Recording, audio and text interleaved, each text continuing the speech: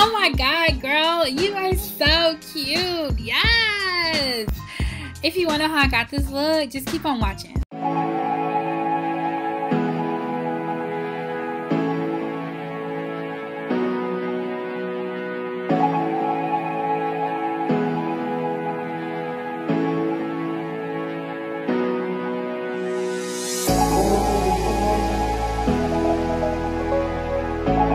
Yes, we're moving up in the world, sis. We got an intro or whatever. But anyway, that's neither here nor there. So here's me struggling to put on this mesh dome cap on this mannequin head. This is a 23-inch mannequin head. What you want to do is you want to make sure with these dome heads that you're getting your right size circumference. They go from 22 inches to about 25. This is a 23. I'm a 23. What I'm showing you is how I actually lay up the mesh head. I like to have the two farthest apart seams be the front of my head, going down to the middle to where they come together as the nape of my head. And this is a trick that you always want to make sure that you're doing to make sure that your wig does not come out smaller, because the whole point of buying these dome heads is to make sure that it's going to fit your head, you know. So why get a big dome head if you're going to make the wig small? You know what I'm saying?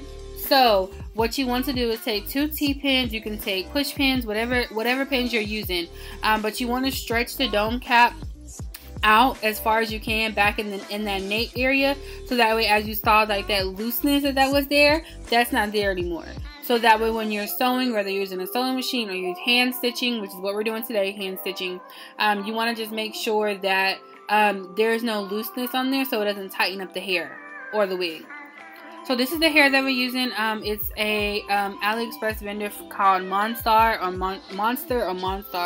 however they pronounce it. I got 613 body wave. The longest length was the 20 inch you saw, then it goes to 18, then a 16 with a 14-inch frontal. The frontal is a new frontal. It is a 13 by 6 boot. As you can see, a 13 by 6. What that means is that the very middle is going to go back 6 inches, not the number 4. It's going back 6 inches. And how that is different is because it allows for a more natural parting, meaning that you're basically like half a full lace wig. So if you want to do half up, half down hairstyles, it just works better with these longer frontals.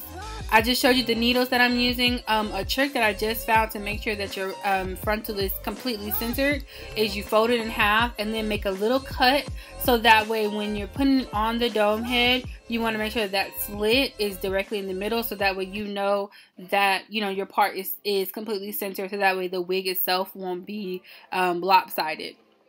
What I like to do is, as you saw the needles, a little trick that I like to do is it speeds up the process, so that way I won't have to spend hours going one by one with one needle. I buy about 5 or 6 needles at a time. I keep about 5 or 6 needles at a time. Let me say that. I may buy more just in case, because I am heavy-handed, so I tend to break needles.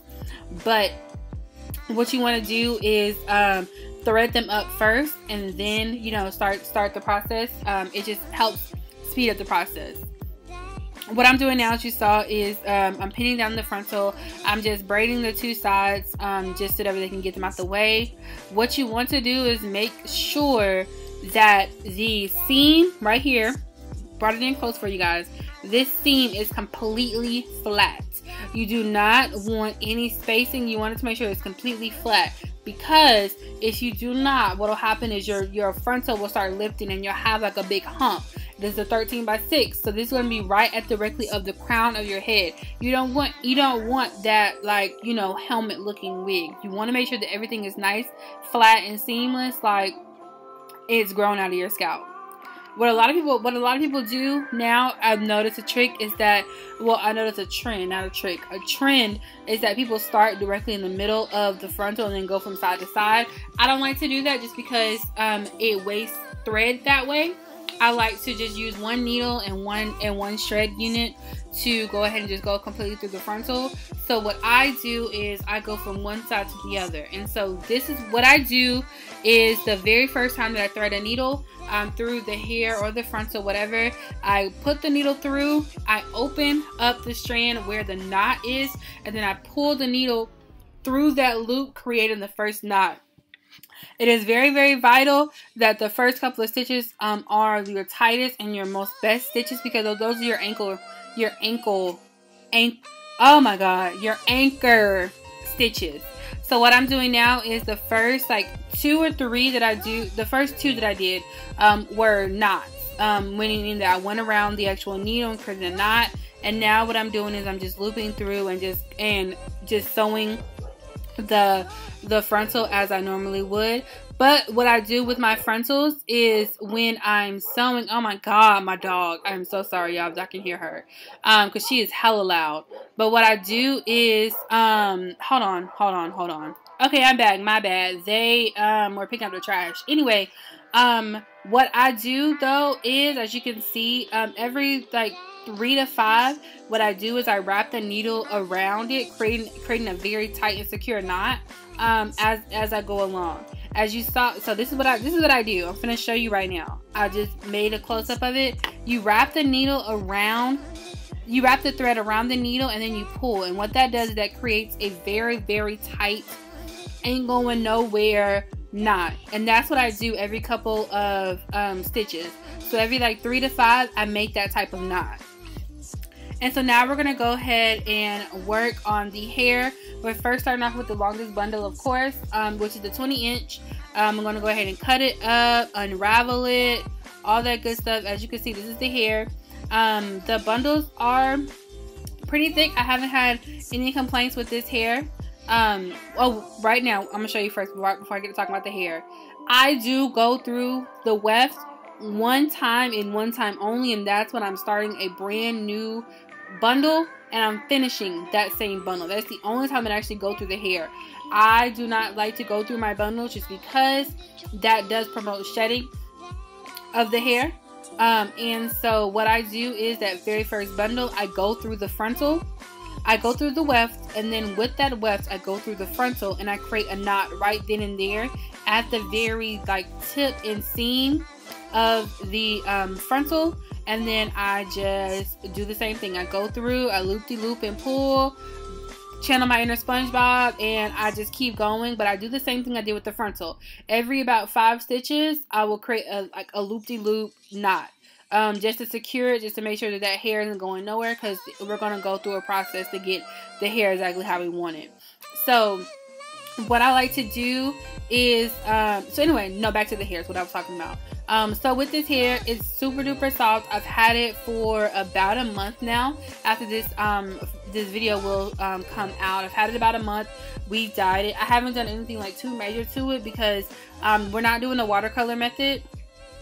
Right? Okay, real quick. Right now, I'm showing you how I fold over my bundles. I don't cut my bundles and I don't go through them that oftenly. So what I'm doing in real time is showing you that I do the loop, do the knot, which is about 3 loops, and then I pull it as tight as I can all the way into the frontal.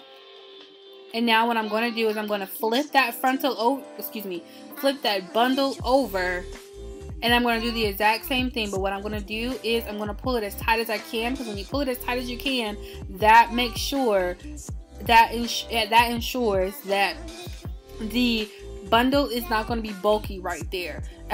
What people like to cut their bundles because they don't like bulkiness. You can have that same effect without cutting your bundles by doing this. You pull that bundle as tight as you can, and you create a knot right then and there. And then what you're doing is that knot is going to push the hair completely down, just like that. And then boom. And then you're going to make one more knot. Just like that. See? And then we just keep it moving. So anyway, like I was saying, we are going to fit all... Oh, now wait. This is how I show you how... what I do is I don't cut the needle right then and there. When I'm done with one needle, I overlap the second needle, which is why it's good to have more than one needle. I overlap my needles just to have that extra security, to make sure that nothing is coming undone. Because like I said, we're doing a lot of wear and tear. This hair is getting washed. It's getting, dyed and all this good stuff. So there's a lot that has to go into making sure that we want the wig to look exactly how we want it to look. So what I'm doing is this is what I do with all my handmade wigs. I overlap my thread, and that just helps to make sure that everything is nice, tight. You know, ain't no loose bundles, anything like that, to make sure that we don't have to go back and remake this wig anytime soon. So anyway, showing you again in real time how I do my flip overs. But while we are doing this, what I'm going to do is talk about the hair real quick, like I was doing before. This hair is actually super duper soft, still is super duper soft. We didn't do a watercolor for this hair, even though you probably could have. I just wanted to really concentrate the color and get a nice ombre. So I actually did not use the watercolor method. What we did was we mixed the color with 10% developer and conditioner. So that's why this hair is just super duper soft right now as it is. It's amazing. It's still holding up. I've had washed the hair now. I've washed the frontal. Let me say that I've washed the frontal because I needed to you know, get the residue from the gel that I was using off. And there has been no shedding on the frontal. You know how sometimes you have to like scrub a frontal with your residue from your adhesive, whether it's glue, gel, whatever hairspray that you use. Normally that's when you receive like the most shedding because you're using a toothbrush, your hands, whatever you're using to clean. I haven't actually gotten anything like that, so I'm super excited about that, and I really do love this hair. So what I'm doing now is I'm showing you how I do that third and final bundle. Yes, I did fit 3 bundles in with the 13x6 frontal. The first 2 I did a smile, a U shape, and now what I'm doing on the third bundle is just to make sure that it is completely flat. I don't double my bundles on the third one. I just go singular and we go straight across, boop boop boop boop boop boop boop. And I only have to cut this hair one time, and that's from that last one up until this one. And then that last track, we sewed that into the actual frontal just to make sure that everything is hidden, and we are good to go. And we are snipping. It ain't none of cutting. Oh, snip, just like that. We are completely done with this wig. Yes, ma'am. Wham bam, thank you, ma'am. Now we're gonna go ahead and just comb through the hair. I'm gonna undo these braids really quickly just to show you how everything looks, and everything is completely hidden. Now we're going to just unpin this hair, and we're gonna cut the excess dome cap off. You want to just get as close to the seam as possible without getting directly on that seam, just so that way you know there is the most lace showing as possible. And this is how the unit looks. And now we're going to go into the fun part, the coloring part. So what I'm doing now is I'm going to go ahead and spray and protect my lace. I do about 5 layers of this freeze spray, just because we are not doing the watercolor method. We are doing a hand paint job today. So what I do is I spray, blow dry, spray, blow dry for about 5 times, just to make sure it's nice and hard, so I don't want any color seeping through and staining these knots or this lace, girl.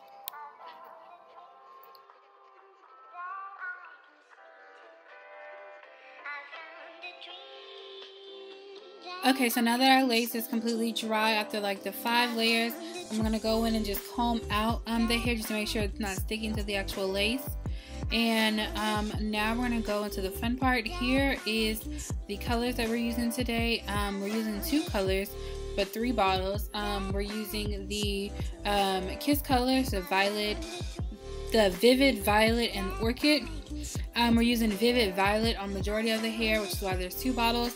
And then the orchid color is going to be our tips, which is how we're going to be creating that like balayage ombre type of color. So first, my bad, I'm out of frame on this shot, but I'm about to move the camera now. There we go. So now we're back in frame. So what we're doing now is we're just taking little small sections of the small section that we took out first, and we're going to go back and forth, up and down, top to bottom, where you want to make sure that every single strand is coated. This is why I like to the whole painting process is just like where I want the color placement and stuff, is why I like to create the wig first and then color, just because I'm able to actually you know, figure out where I want highlights and stuff like that. So what you're seeing me do now is I'm going back and forth and changing gloves back and forth to work with both colors on each section. What I end up doing, just because it was too time consuming to take off gloves, put them back on, take off gloves, put them back on, because I wanted the colors exactly where I wanted the colors, which is why I slick, ain't no slick about it, high key, low key, main, like OD. I use like a whole box of like a 50-pack box of gloves, just because every single time I parted the hair, like, see, now this is a brand new pair of gloves. And then started doing the painting process. I did not want this color. I wanted the colors. I wanted each color exactly where I wanted the colors. I didn't want the colors to be put there, you know, not by me. So I used a lot of gloves. But now what we're gonna do now, just for time efficiency, I'm doing all of the vivid violet first, and then doing the orchid color. So what I'm showing you now is we've done all of the bundles. I'm going in directly with the color and putting that on there just to create like a highlight, low light type of effect. Forgot to tell you guys, my bad. What I did was I actually diluted this color. I mixed it with 10% developer, and then I went in with conditioner, white conditioner. Doesn't matter the brand, you can make it cheap, you can make it expensive, but white conditioner, just because I didn't have enough 10% developer, because this color isn't thick enough for me, so I really just so that's why I thickened it up, and so that's why you saw me going in with the direct color. Now what we're doing is we're going into the frontal now. I'm going section by section, and this is where the hairspray comes into effect. You'll see later on, I think I'll show you like the inside of the wig. We don't actually stain the lace, and that's because, one, of the conditioner, and then two, because we protected it, because I do go in, I want to make sure that every, you know, color is coated, you know. So now what I'm doing is I'm just taking a spoon, and then I end up going in with my hands, and I'm just working the orchid color in, and I'm just like plopping that on there and just really working that in and mixing it together. And then I go up the hair shaft, as you see, kind of like jacking it off or whatever, and just making sure that there's like no hair left undone, no hair, no blonde hair, no nothing, all that good stuff. And I make sure that there is a nice blend to the hair between the light and the dark. And I'm showing you now, I'm rolling the head up and moving it back so you can see how everything looks. And we're gonna just do a spin, and then this is the actual hair. It ended up turning blue, as you can see right there by the lace, for whatever reason. Left it in about 2 hours, I want to say, and then I washed it out. I actually, there we go. See, as you can see, I didn't stain the lace. The parts that are stained are from me doing like the part where my hand is, and that's the part that we cut off, so I was okay with that. I actually didn't wash this hair. I only rinsed it out because we used conditioner. The hair is so soft and all that good stuff. And I'm just showing you now, just putting in some cute little curls or whatever, with the 1.5-inch barrel curling iron. This is the Hot Tools brand curling iron, and like the whole like little rose gold little color little series that they got. But this is it. I did put some pin curls in at the very top, just so that way the bangish area would stay. But that's about it. I'm so sorry I don't actually have me like combing the curls and out and styling. So I'll do another video strictly for just styling the hair. But this is the final product. I hope you guys truly love this video. I hope you learned something from this. Like the girls say, what lace? I'm melted honey. A Barney ain't got nothing on me. I'll see you guys in my next video. Bye guys. Mwah.